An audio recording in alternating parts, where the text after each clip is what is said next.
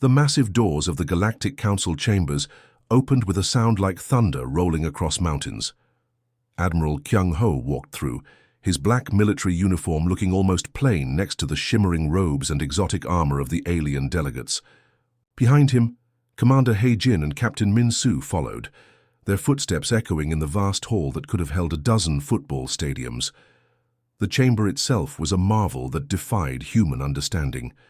Crystal spires twisted up toward a ceiling that seemed to show the actual stars outside, while gravity platforms held delegates from dozens of worlds in perfect formation. Some aliens floated in tanks of glowing liquid, others clung to walls with multiple limbs, and a few existed as pure energy contained in crystalline shells. The HFY War had been raging for 300 years. Entire star systems had been turned to ash. Billions of lives snuffed out like candles in a hurricane. The greatest civilizations in the galaxy had thrown everything they had at the enemy, and still the dark ships kept coming. Admiral Kyung-ho stopped at the designated speaking platform, a circle of light that made him feel like an insect under a microscope. Around him, creatures that had mastered the stars when Earth was still covered in ice looked down with expressions ranging from curiosity to barely concealed contempt. The Zephyrians were the first to react when he spoke. These insect-like beings, with their metallic shells and compound eyes, made a sound like wind chimes in a storm. Their translator boxes crackled with what could only be laughter. One of them, easily 3 times Kyung-ho's height, clicked its mandibles in what humans had learned was their version of a dismissive gesture. The small mammals wished to play war, the Zephyrian delegate transmitted, its voice sounding like grinding metal through the universal translator.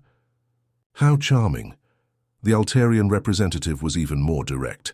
This massive being looked like someone had crossed a bear with an octopus, then given it 6 eyes and skin that shifted colors like an oil slick. When it spoke, the words rumbled through the chamber like an earthquake. Humans, it said, drawing out the word like it tasted bad. You have one world, one small unremarkable planet orbiting an ordinary star. The HFY Empire spans 4 galactic arms. They have weapons that can crack planets like eggs and ships the size of your cities. What exactly do you think you can contribute to this war besides more casualties? Commander He-jin felt her hands clench into fists at her sides. She had spent her entire career preparing for this moment, studying alien combat techniques, learning their languages, understanding their strategies. She had watched the news feeds from the war zones, seen the videos of HFY destroyers turning entire worlds into glowing slag. She knew exactly what humanity could contribute, but the words died in her throat as the Council Prime rose to speak. The Council Prime was old when the first human had looked up at the stars and wondered what was out there. Its species, the Corvani, had been exploring the galaxy for 50,000 years. They looked like walking trees made of living stone, and their leader stood nearly 4 meters tall. When it spoke, its voice carried the weight of ages. Young species, the Council Prime said, and somehow those 2 words contained more dismissal than 1,000 insults. We appreciate your enthusiasm. But this is not a conflict for newly spacefaring races. The HFY have technology you cannot comprehend. Strategies developed over millennia of conquest.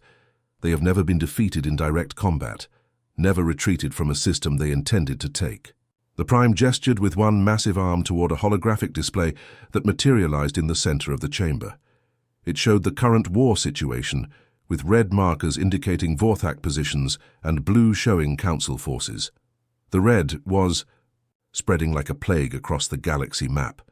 Your species achieved faster than light travel only 27 of your years ago, the Prime continued. The youngest race in this chamber has been traveling between stars for over 1,000 years. The HFY have been conquering worlds since before your civilization learned to write. Perhaps it would be wiser for Earth to focus on its own defenses, rather than involving itself in conflicts beyond its understanding. Captain Min-soo stepped forward slightly, his hand moving instinctively toward where his sidearm would normally rest. These aliens had no idea what they were dismissing. Humanity had spent the last 2 decades preparing for this moment, developing new technologies, new strategies, new ways of thinking about warfare. But before he could speak, Admiral Kyung-ho placed a gentle hand on his arm. "We understand your position," Kyung-ho said simply. "When you change your mind, you know how to reach us." The escort that led them out was polite but firm. Tall, graceful beings that looked like they were made of living metal guided the human delegation through corridors filled with wonders that would have amazed them under different circumstances. Ships that defied physics floated past windows, and creatures that existed in dimensions humans couldn't perceive flickered in and out of sight. As they walked, Commander Haijin could hear the delegates behind them already moving on to other business, as if the humans had never been there at all. The dismissal was complete, total, and utterly wrong. Outside the station, their small transport ship waited, dwarfed by the massive vessels of the other delegates. But as they boarded and prepared to return to Earth, all three humans wore the same expression. It wasn't defeat or disappointment. It was patience. The alarm bells in Earth Defense Command rang out like the end of the world. General Minho was reviewing patrol reports when the emergency signal hit their receivers, a desperate cry from across the galaxy that made every technician in the room stop what they were doing. The signal was coming from Altair Prime, the proud capital of the Altarian Republic, the same species whose delegate had looked down on humanity just 6 months ago. Captain Su Jin rushed into the command center, her face pale as she handed Minho the decoded message. On the main screen, live feeds from Altair Prime painted a picture of absolute devastation. The great floating cities that had taken millennia to build were falling from the sky like burning meteors. Vorthak warships, massive black triangles, that seemed to absorb light itself, hung in the atmosphere like vultures over a dying animal. "Sir, they're broadcasting on all emergency channels," Sujin reported, her voice tight with barely controlled emotion. "The message is going out to every world in the galaxy. They're calling for immediate military assistance from all available forces." Minho watched the destruction unfold on screen. Altarian civilians, those bear-like giants who had seemed so imposing in the council chambers, were fleeing through streets filled with rubble and fire. Their mighty warships, vessels that could have crushed Earth's entire fleet 6 months ago, were being torn apart by Vorthak weapons that turned matter itself into energy. "All available forces," Minho repeated slowly, tasting the irony. "I suppose. That includes us primitive Earthlings now." Lieutenant J1, his young aide, stepped forward with another transmission pad. The kid was barely 25, fresh from the academy, but he had sharp eyes that caught details others missed. "Sir, there's a second transmission coming in. High priority, direct from the Galactic Council." The holographic projector in the center of the room flickered to life, showing the same council chamber where humanity had been dismissed. But now, it looked different. The proud delegates sat hunched in their seats, their earlier arrogance replaced by something humans recognized instantly: fear. The Council Prime himself appeared on screen, his massive, stone-like form somehow seeming smaller than before. "People of Earth," the Prime began, and the fact that he was addressing them directly spoke volumes about how desperate things had become. "The Galactic Council formally requests your military intervention in the current conflict. The situation has become critical." Minho almost smiled at that. Critical.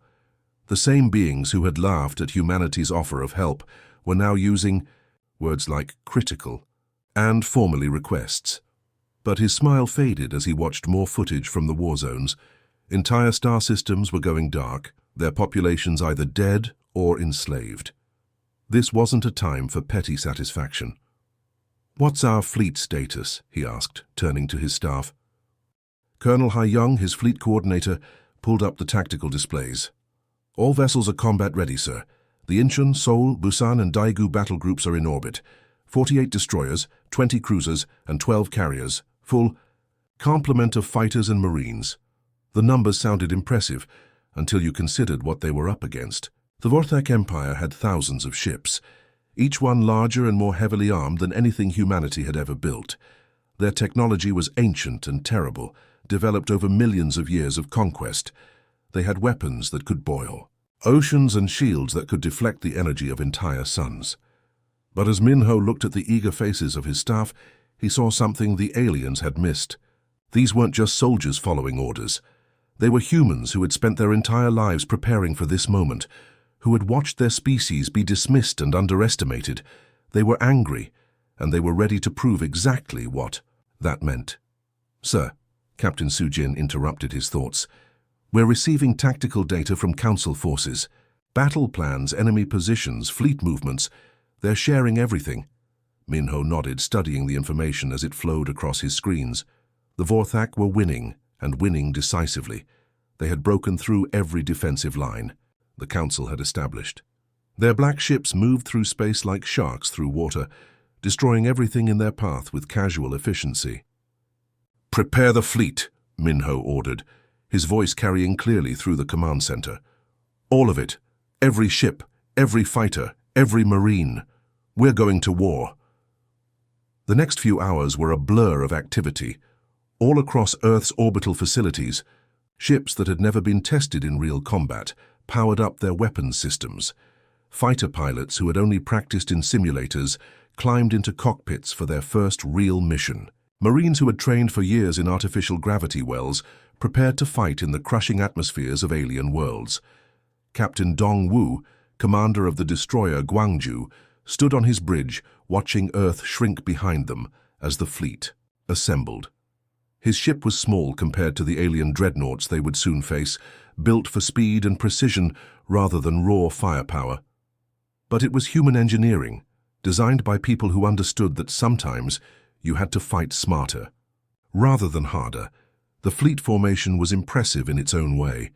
Human ships didn't follow the massive, imposing designs favored by other species. They were sleek and angular, built like weapons rather than fortresses.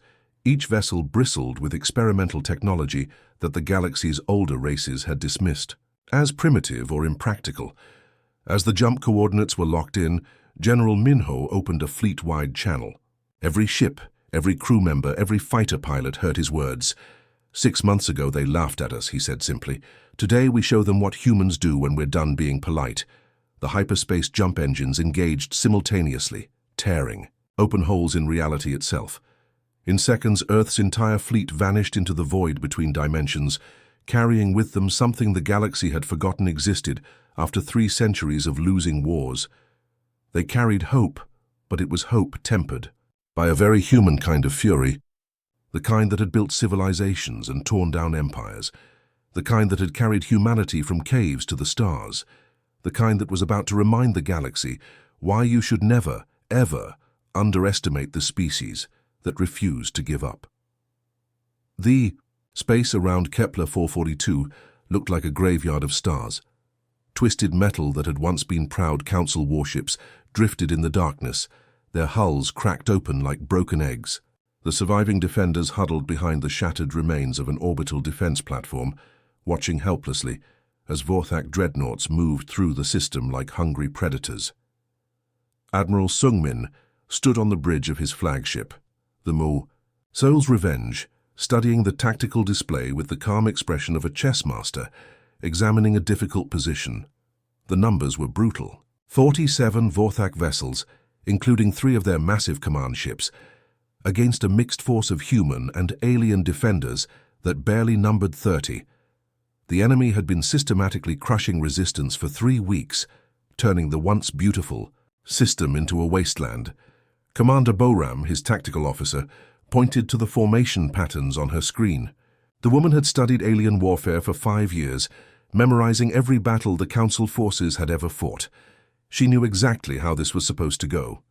"Standard battle formation, sir?" she asked, her fingers already moving to input the commands that would arrange their ships in the traditional line formation that galactic warfare had used for millennia. "The Altarian Cruiser Squadron is requesting coordination for a frontal assault." Sungmin watched the Vorthak ships on his display, noting how they moved with the confidence of apex predators who had never truly been challenged.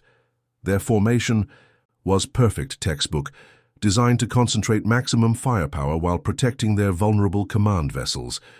It was the same formation they had used to conquer 1,000 worlds. "Negative," Sungmin said quietly, and something in his voice made every officer on the bridge turn to look at him. A cold smile spread across his weathered features, the kind of expression that had made his enemies nervous since his academy days.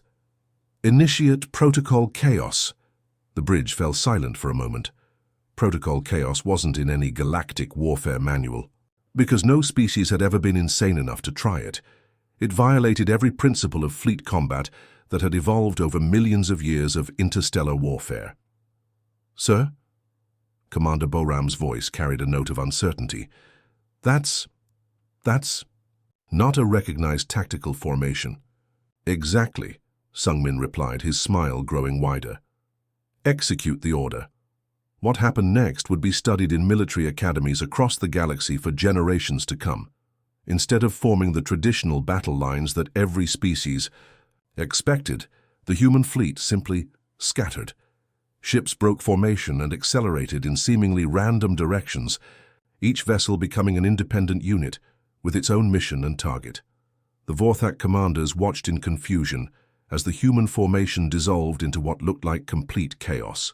Their own ships began to adjust, trying to track multiple targets that were suddenly moving in patterns that made no tactical sense. For beings who had perfected warfare over millions of years, the human response was completely incomprehensible.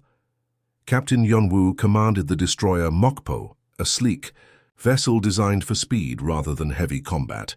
As his ship accelerated toward the heart of the Vorthak formation, his crew watched their sensors with growing amazement. Instead of engaging the enemy's strongest ships, Yonwoo was heading directly for their supply vessels, the tankers and support craft that kept the massive dreadnoughts operational. "Captain," his weapons officer called out, "we're detecting massive energy readings from the lead Vorthak battleship. They're targeting us with their main guns." Yonwoo's response was to push his ship's engines beyond their recommended limits, sending the Mokpo into a spiraling dive that took it directly between two enemy dreadnoughts. The massive Vorthak ships, designed to fight at long range, couldn't bring their main weapons to bear without risking hitting each other. It was like watching a hummingbird dart between elephants. "Launch torpedoes," Yonwoo ordered as his ship threaded the gap between the enemy vessels. "Target their reactor cores." The Mokpo's weapons weren't designed to penetrate the heavy armor of a Vorthak dreadnought, but they didn't need to. Human engineers had studied every piece of captured Vorthak technology for decades, looking for weaknesses. They had found them in the most unlikely places, the connection points where external fuel lines fed into the main reactors. Meanwhile, Commander Inha was executing the most audacious maneuver of the battle. Her squadron of 6 frigates had somehow moved completely around the enemy formation, using the system's asteroid belt as cover. The Vorthak sensors, designed to track large formations in open space, had lost track of the small human ships among the floating rocks. "We're in position behind their command vessel," Inha reported over the comm. "They have no idea we're here." The Vorthak command ship was a massive triangular vessel, over 2 kilometers long and bristling with weapons that could destroy planets. But like all Vorthak designs, it had been built with the assumption that enemies would attack from the front, where its heaviest armor and most powerful shields were concentrated. "Target their engine clusters," Inha ordered. "Maximum firepower, all ships." 6 human frigates opened fire simultaneously, their combined weapons striking the Vorthak command ship's rear sections where the armor was thinnest. Explosions rippled along the massive vessel's hull as critical systems failed in cascade failures that the ship's ancient designers had never anticipated. Across the battlefield, similar scenes were playing out. Human ships appeared where they shouldn't be, struck targets that seemed insignificant but turned out to be critical, and performed maneuvers that defied every established principle of space combat. The Vorthak fleet, which had operated with perfect coordination for millions of years, began to fall apart as their commanders struggled to adapt to an enemy that refused to fight according to any rules they understood. The turning point came when Captain Donghyun's cruiser squadron managed to disable 3 Vorthak supply ships simultaneously. Without fuel and ammunition, the massive enemy dreadnoughts began to lose power, their weapons falling silent one by one. For the first time in 3 centuries of conquest, something unprecedented happened. The Vorthak retreat alarm began to sound across their fleet, a wailing tone that no species in the galaxy had heard before. The ships that had never retreated from a battle they intended to win were pulling back, their formation collapsing as they fled toward the system's edge. Admiral Sung Min opened a fleet-wide channel, his voice carrying clearly to every surviving Council ship in the system. "This is Admiral Sung Min aboard the Soul's Revenge. The field is yours, allies. We'll handle the cleanup." As the battered Council forces watched in amazement, human ships pursued the fleeing Vorthak vessels with a determination that bordered on relentless. They didn't just want to win the battle, they wanted to make sure the enemy understood that the rules of the game had permanently changed. Within hours, news of the impossible victory was spreading across the galaxy's communication networks. A phrase that had never existed before began appearing in reports and broadcasts from a dozen different species. Never underestimate the humans. The galaxy was beginning to realize that the small, insignificant species from Earth hadn't just won a battle. They had introduced an entirely new way of thinking about war itself. The Proxima station hung in space like a wounded giant, its once gleaming hull scarred by weeks of Vorthak occupation. General Taehyun watched from the bridge of the Busan Rising as his assault teams prepared for what should have been a straightforward rescue operation. But nothing involving humans ever stayed straightforward for long. The station had been home to over 50,000 civilians from a dozen different species before the Vorthak arrived. Now, according to their intelligence, less than half that number remained alive, crammed into the lower levels while their captors turned the upper sections into a fortress. What made Taehyun's jaw clench wasn't just the casualties, it was the reports of what the Vorthak were doing to the survivors. Lieutenant Colonel Ye Jin burst into the command center, her combat armor still smoking from the firefight in Section C. The woman had led the initial assault through the station's docking bays, fighting room by room against Vorthak soldiers who had turned every corridor into a death trap. "Sir, we've cleared the civilian sectors," she reported, pulling off her helmet to reveal a face streaked with sweat and determination. "But we've got a problem. The Vorthak have pulled back to the command center and they're using prisoners as human shields. Council civilians, sir, families with children." Taehyun studied the tactical display showing the station's layout. The command center was a fortress within a fortress, surrounded by blast doors and energy barriers that would take hours to breach with conventional weapons. Hours they didn't have, because intelligence reports showed Vorthak reinforcements were already en route. Any other species would have done the math. Calculate acceptable losses, weigh the strategic value of the station against the cost in lives, maybe try to negotiate with the enemy. The Altarians would have called for heavy bombardment. The Zephyrians would have used poison gas and sorted out survivors later. Even the supposedly noble council races had protocols for situations where civilian casualties were considered unavoidable, but humans had a different way of looking at problems. Colonel Ji-woo, Taehyun called to his Marine, "Commander," a compact man whose quiet voice masked one of the most creative tactical minds in the fleet. "Tell me about those ventilation systems." Ji-woo pulled up the station schematics on his portable display, highlighting a network of maintenance tunnels and air ducts that seemed impossibly narrow. "The Vorthak sealed the main access points, sir, but they're too big to fit through the emergency vents. The passages are barely wide enough for a human." "Barely wide enough is still wide enough," Taehyun replied. "What else do we have?" Commander So Young, the fleet's chief engineer, stepped forward with the kind of excited expression that usually meant she had figured out how to make something work that should be impossible. "Sir, I've been studying the station's gravity generators. They're not just for life support. They're integrated into the structural systems. If I can access the control nodes, can you create localized gravity fields?" Taehyun asked. "More than that, sir, I can create gravity wells that would pin anything larger than a human flat against the deck plating, but I'd need to physically access the generator control room, and that's right next to the command center." Taehyun looked at his officers, seeing the same expression on each face. It was the look humans got when they were about to do something that other species would consider either brilliant or completely insane. Sometimes both. "Do it," he ordered. "All of it. Ji-woo, get your Marines into those vents. So Young, get to that generator room. And remember, no prisoners left behind, no exceptions." What followed was unlike anything in the recorded history of galactic warfare. While Vorthak soldiers waited for the humans to assault their fortified positions, Colonel Ji-woo led 12 Marines through maintenance tunnels so narrow they had to remove their armor and crawl through in environmental suits. The enemy had motion sensors and thermal detectors watching every corridor, but they had never considered that an attacking force might approach through spaces designed for repair robots. Meanwhile, Commander So Young was performing what could only be described as engineering magic. She had somehow accessed the station's central computer through a maintenance terminal in a janitor's closet, bypassing security systems that should have been impossible to crack. Her fingers flew over the interface as she rewrote the gravity control protocols in real time. "Gravity fields are ready, sir," she reported over the comm. "On your command, I can create localized wells that will generate approximately 8 times normal gravity in targeted areas. The Vorthak won't be able to move, but humans in powered armor should be able to function." The assault began at exactly 1400 hours station time, as Vorthak soldiers in the command center prepared for a frontal attack through the main blast doors.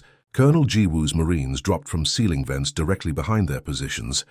At the same moment, Commander So Young activated the gravity generators, creating crushing fields that pinned the alien soldiers to the deck. The Vorthak had ruled through terror for millennia, using fear and overwhelming force to break the will of their enemies. But they had never faced an enemy like humanity. As their soldiers found themselves helpless under the crushing gravity, human Marines moved through the command center with surgical precision, separating the captors from their prisoners with an efficiency that was both professional and absolutely terrifying. "Civilians secured," Jiwoo reported 20 minutes later. "All hostiles neutralized, 0 friendly casualties, 0 civilian casualties." But the liberation of Proxima Station was just one battle in a war that was spreading across the galaxy. Similar scenes were playing out on dozens of worlds, as human forces demonstrated a way of fighting that left even their allies unsettled. They didn't just fight to win battles. They fought with a protective fury that seemed to grow stronger the more desperate the situation became. At Kepler 186, Captain Min Jun sacrificed his destroyer to save a transport full of Altarian refugees, ramming his ship into a Vorthak cruiser that was targeting the fleeing civilians. At Wolf 359, Major Haiwan held an impossible position for 6 hours with just 50 Marines, buying time for the evacuation of an entire colony while Vorthak forces through everything they had at her position. The galaxy watched these battles with a mixture of awe and fear. Other species fought for territory, resources, or survival. Humans fought like they were personally offended by the existence of evil in the universe.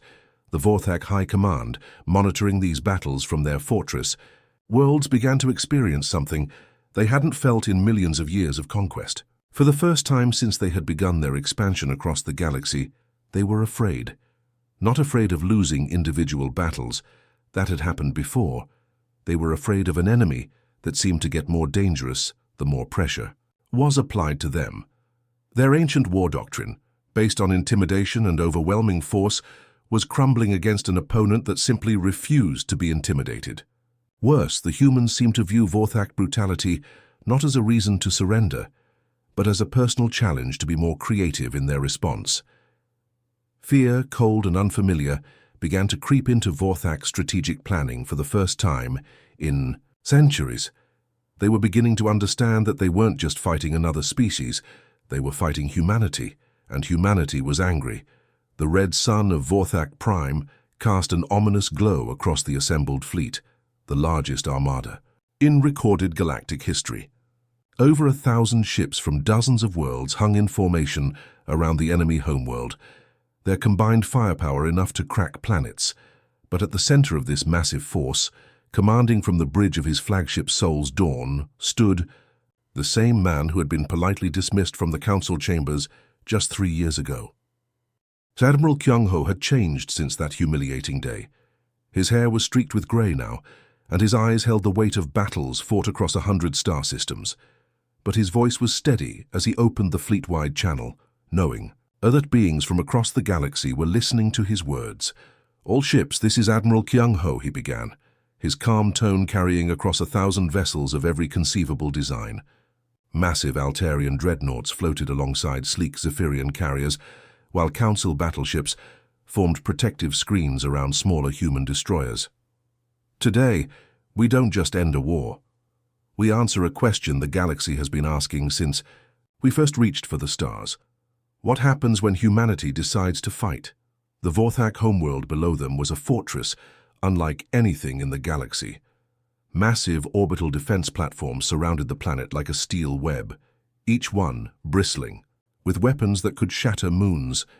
Energy shields covered the planet's surface in layers of crackling force fields. This was the heart of an empire that had conquered 1,000 worlds, and it was defended accordingly. Captain Dongmin, commanding the Incheon's Fury, studied his tactical display with the focused intensity of a predator. His squadron of destroyers was positioned on the far edge of the formation, seemingly out of position for the main assault. But Dongmin had spent months studying the gravitational patterns around Vorthak Prime, looking for an advantage that no one else had considered. "All ships, begin descent," came the order from Fleet Command. The massive alien dreadnoughts moved forward in their traditional formations, their weapons charging for the kind of direct assault that had been the standard of galactic warfare for millions of years. But the human contingent had other plans. "Execute slingshot maneuver," Dongmin ordered his squadron, and 12 human destroyers suddenly broke formation, diving toward the planet at an angle that seemed suicidal. The Vorthak defense computers tracked their approach, calculating intercept courses for what appeared to be a desperate kamikaze attack.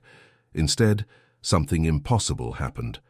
The human ships used Vorthak Prime's own gravity well as a weapon, slingshotting around the planet's equator at speeds that should have torn their hulls apart. They emerged from behind the planet, moving faster than anything the defenders had ever seen, striking the orbital defense platforms from below where their shields were weakest. The effect was devastating. 3 massive defense stations exploded in silent fireballs as human torpedoes found their reactor cores. The carefully coordinated defensive grid that had protected Vorthak Prime for millennia began to collapse as critical nodes went offline. Meanwhile, Commander Hyo Jin was leading the most audacious assault in military history. Her heavy cruiser, Gwangju's Pride, had somehow penetrated the enemy formation and was now closing on the Vorthak flagship, a massive vessel that was more fortress than ship. The enemy command ship was over 5 kilometers long, bristling with weapons and protected by shields that could deflect the combined firepower of an entire fleet. "Boarding pods away," Hyo Jin announced calmly, as if launching a direct assault.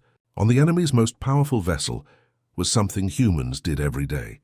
Dozens of small craft launched from her ship, each one carrying a full squad of human marines in powered armor. The Vorthak crew watched in disbelief as the boarding pods punched through their shields, using some kind of new human technology that created temporary gaps in the energy barriers. Within minutes, human marines were fighting through the corridors of their flagship, moving with a coordination and ferocity that left the ancient warriors stunned. Staff Sergeant Ji-hoon led the assault on the ship's command deck, his marines moving through passages designed for beings 3 times their size. The Vorthak had ruled through fear for millions of years, but they had never faced an enemy that seemed to grow more dangerous the more resistance they encountered. "Bridge secured," Ji-hoon reported 20 minutes later, his voice carrying a note of satisfaction that would have chilled the blood of any Vorthak listening. "Enemy command staff is requesting terms of surrender." Across the system, similar scenes were playing out. Human forces had abandoned every conventional principle of space warfare, turning the battle into a chaotic storm that the rigid Vorthak formations couldn't adapt to. Ships appeared where they shouldn't be, struck targets that seemed insignificant, but proved critical, and performed maneuvers that defied every established rule of physics. The turning point came when Captain Sung Hee's engineering team managed to hack into the planetary defense grid itself. Using techniques that combined human computer science with captured Vorthak technology, they turned the planet's own weapons against the orbital platforms. Massive defense lasers that had protected Vorthak Prime's skies began firing on their own installations. In the command center of the largest Vorthak fortress, the High Command watched their empire crumble in real time. These beings had conquered galaxies, enslaved species, and ruled through terror for longer than most civilizations had existed. But now they faced something they had never encountered before, an enemy that simply refused to be defeated. The final. Moment came when Admiral Kyung-ho's flagship broke through the last defensive line and positioned itself directly above the Vorthak capital city. The Soul's Dawn was small compared to the massive enemy installations, but its weapons were trained on the planetary command center, where the Empire's leaders had ruled for millennia. "This is Admiral Kyung-ho of the Terran Fleet," his voice echoed across every communication channel in the system. "You have 30 seconds to transmit your unconditional surrender, or we will demonstrate why humanity has never lost a war we were determined to win." The response came in 17 seconds. The Vorthak High Command, rulers of an empire that spanned 4 galactic arms, transmitted their complete and unconditional surrender. The war that had raged for 3 centuries was over, ended not by superior technology or overwhelming numbers, but by a species that had learned to fight in ways the galaxy had never imagined. As the surrender broadcast echoed across the system, the massive fleet fell silent. Representatives from dozens of worlds watched in awe as the impossible became reality. The Vorthak Empire, which had seemed invincible just hours before, was finished forever. Standing on his bridge, surrounded by his officers and crew, Admiral Kyung-ho opened one final channel to the assembled fleet. His words would be remembered across the galaxy for generations to come. "Today the galaxy learned something important," he said simply. "Humanity doesn't just seek to survive among the stars. We intend to protect them. Anyone who threatens innocent lives, who preys on the weak, who thinks terror is a tool of conquest, will find us waiting. And we will show them exactly what humans do when we decide to fight." The age of human ascendancy had begun, and the galaxy would never underestimate Earth's children again. The species that had been dismissed as primitive and insignificant had become the protectors of civilizations across the stars. The end